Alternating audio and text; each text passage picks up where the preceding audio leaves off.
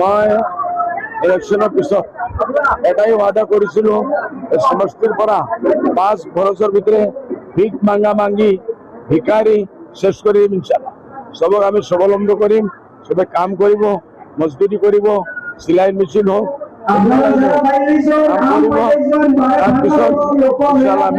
Time to time প্ৰোগ্ৰামটো change কৰিব।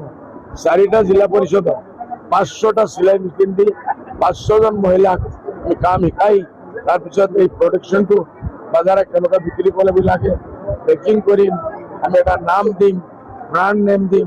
এইটোৰ পিছত এইটোৰ পৰা এই মহিলাসকলৰ নিজৰ ভাই ভাইগিনাই গৈ বজাৰত বিক্ৰী কৰিব, তাৰ ভাতিজা আছে বাজাৰত গৈ বিক্ৰী কৰিব, কেউ নিজে জোৱান মহিলা আছে বাজাৰত গৈ বিক্ৰী কৰিব।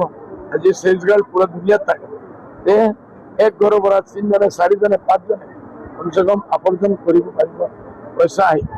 এইটোৰ কাৰণে উমেন এম্পাৱাৰমেণ্ট কাৰণে আৰু বহুত কিছু চৰকাৰৰ আছে।